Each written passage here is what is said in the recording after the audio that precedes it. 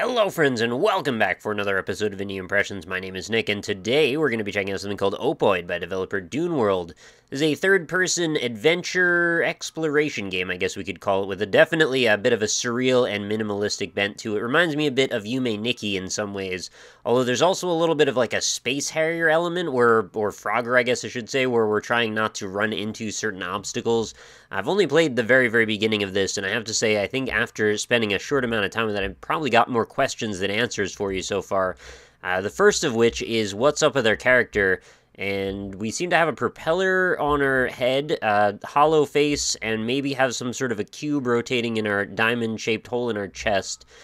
The other question is, are we always actively running toward the camera? I kind of can't tell which is the front of our character and which is the back. It's a bit of an optical illusion, actually. Let's go through the first door, and we'll see if we can start to put things together. So it's got a very bright color scheme going on here. The whole blue and orange thing, very stark and interesting to look at, and definitely catches your attention. There's also some interesting music playing in the background, too. Things that feel very, vibrant, ethereal, mysterious, spiritual, perhaps. All of those words could be evoked in various ways.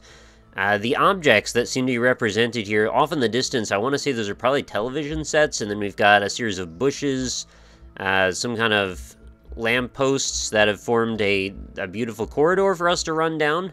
And of course, each step that we take through this world seems to leave us with a bit of a ripple. I guess, much like the actual ripples that we make metaphorically everywhere we go and in every action we take in our actual lives, perhaps. So maybe there's a bit of an artistic license being taken through this. So we're heading toward that floating object there. It seems to remind me a little bit of the ICQ logo, if you remember from that messenger. It's like a daisy with a one-colored red petal. Let's touch that. There we go, we've activated it, and now we're back at the starting point. We've now been presented with two different doors. We got a pink one and a blue and red one, and there's that icon that we happened to have run into a moment ago. So we can look through here. Looks like garbage trucks passing by, and then if we look through here, what do we have on this side? Looks like stuff's rising into the sky. I think we're gonna go Pink World first and see what's up here. Is that a tiny mushroom? Oh. Nope, not a mushroom. In fact, power pole. Didn't realize that was going to be a thing. So actually, touching any object in this game seems to bring you back to the last checkpoint you've reached. We're going to try that again and hopefully not try and investigate any mushrooms. Seems like a big old problem to have. So we want to head toward that logo again, or that icon, wherever that happens to be. I'm not sure where actually that is going to be, but I'll just follow the series of debris rising into the air, and hopefully we'll discover it at some point here, or just keep looking around. Is that it? Okay, there's some kind of a logo or floating thing floating over there, so we're going to head in that direction. Hopefully nothing gets in our way on the way there. Makes me kind of want to run this way, just to show you, like, either direction, I still kind of feel like we're getting the same vibe. Oh. Alright. Looks kind of neat, actually, seeing everything rise up into the distance like that. Let's touch this. Is that a shovel? Have I picked up some sort of minimalistic shovel? Oh, the door's just gone now. Oh, now the shovel's up in the air. Okay, so I guess we've got to do each one of these challenges. I thought maybe it was going to be a diverging path or something like a divergent path. So we've got garbage trucks there. Oh, I've already been hit by a truck. That's a bad start. And it looked like M16s following that, so we'll try and avoid all of those. I'm sure there's some sort of political narrative being weaved throughout what we're seeing so far. Hopefully I should be able to just run right past that first set. Okay, it's very hard to judge distance and depth in this environment. I guess just like we talked about in that episode on Climb, not having... Oh, did I actually... I couldn't even tell if I got hit there. I did. But yeah, much like in Climb, there's actually a very difficult sense about what's in front of you and what's behind you. It's the problems you have when you don't actually have three-dimensional space to work within for real, and also we don't have any shading. We don't really have much of anything in point of reference. We don't really have markings on the ground or anything to go by. So I've just got to try my best here to judge when I'm about to cross into the path of one of these vehicles. Hopefully stop prior to crossing into that path, and then wait for a second before we go forward. I think this is our next challenge here. I'll approach it at an angle, so that way I've got enough time to make sure I can weave between. Okay, these boats seem to be a little bit more tightly together. No problem. Alright, where are these M16s coming from? Get a nice bit of a run up here. I think we're actually in no danger to run right through that one. And lastly, these oil tanker trucks. I think that's what these are. Fuel trucks, maybe? Or are they also garbage trucks? Ooh, that scared me. I didn't think I was actually safe there. Cool. Problem solved. Another strange floating icon has been grabbed. Added that to the... Oh, what is that sound? Oh my gosh, it's like a space hatch sound. What is this one? Oh, these doors are freaking awesome. I don't know why, but there's just something so mysterious about them. Let's just look in all of them real quick. Alright. I like the idea of seeing all of these. Maybe we should just jump into the space station one to start. I like this orange-gray color combo. Oh, is this gonna be... It's gonna be a rotating circle maze. I'm kind of into that. Got a little bit of a super monkey ball thing going on all of a sudden. Now we just won't be able to see where our character seems to lay into things. So let's follow this around. I assume this is all going to start moving again at some point, or is it just strictly a labyrinth? I figured we were going to be in the center, and then everything was going to start to rotate. Maybe it's just taking a very long time. Seems like I can just run right through everything. Wait, is that actually a gap? Or is this just to fool me? Not sure if I was just doing a good or a bad thing there. I might have just cheated. If I cheated, I apologize. I didn't mean to. I just saw the opening. I had to take it.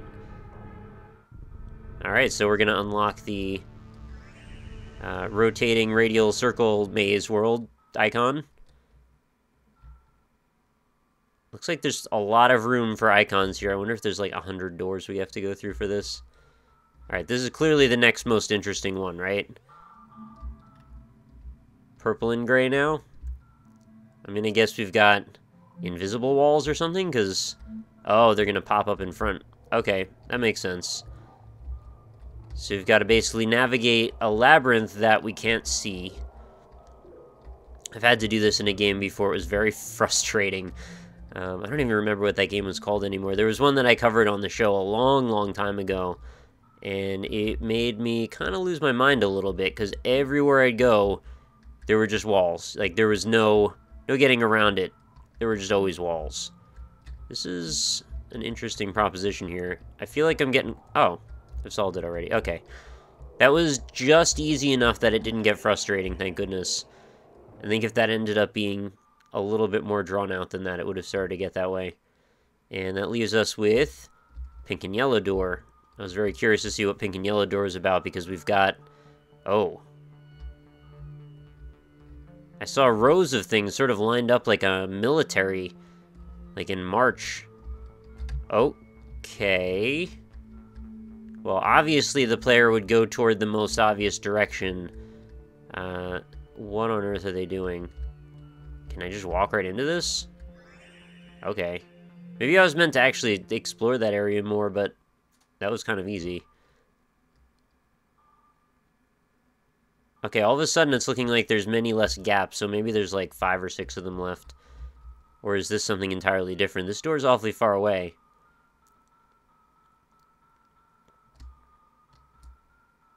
I have to give it to the developer. I'm certainly feeling a lot of strange feelings while I'm playing this game. I'm very uncertain about any one given thing that I'm being asked to do. I'm just going to assume I walk right into that. Okay, that does seem to be the case. Uh-oh, we have a rendezvous up here.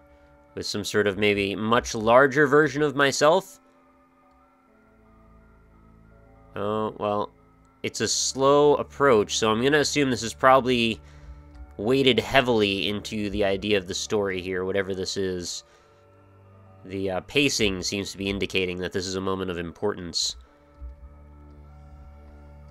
It's funny, actually, I've been watching a lot of the show Sherlock, and it's a show that really subverts expectations a lot of the time, and I spend so much time trying to adapt my conventional knowledge of what I know about writing and story structure and flow to try and kind of get underneath the skin of the writer and figure out what they're trying to do before it happens. So it's kind of like I'm trying to out Sherlock, and I think I apply that to just about everything I do, whether it be video games and critique or You know, things like this where there's honestly no frame of reference. Oh, have we just gone to a black screen now? Is that... Did I assume the role of the larger giant? Is that what I just did? Alright, well, I guess that kind of made my point for me. So I was trying to make an assumption there about what exactly that would lead to. Unfortunately, I had so little to grab onto, I couldn't even really begin to apply the idea of story structure to that to really come to any kind of meaningful conclusions. So I guess it's a bit up in the air. I think a lot of the questions that I had when I started, I was never given answers to. So I suppose it's going to be up to all of us to brainstorm now that we've seen all of Opoid. What just happened there? Do you have any idea? I'm really curious, honestly. If you'd like to go check this out yourself, there's going to be a link, of course, right in the description. I think there's actually a browser version or a pay-what-you-want download version. I would encourage you to go ahead and do that and support the developer if you can. It's an interesting experience. I can't honestly say, again, that I've formed really too many thoughts around the idea, but I'm always into experimental and bizarre games like this, so I'd be curious to know what kind of things you can come up with that might have any hint as to what exactly we were doing there, and feel free to, you know, wax poetic about the ideas that come to mind about whether or not some of that might have been a metaphor for real life, or, you know, whether it was all just a dream, or it was all just insanity for the sake of insanity and Dadaist craziness. I don't know, I'm into all of that stuff, so feel free to let the thoughts flow freely in the comments, and of course if you enjoyed the video, make sure you leave a like. I hate to leave the video on a black screen like this, but it seems to happen all too often. I'd prefer it to banishing us out to the desktop, honestly, so I'll take it. But I would prefer that we had something pretty to look at. Anyway, thanks everybody for watching. As always, that was another episode of Indie Impressions. Be back again tomorrow. New episodes go up every single day. If you enjoy them, consider subscribing to the channel. I will see you all then. I hope you have a fantastic night. Talk to you all later.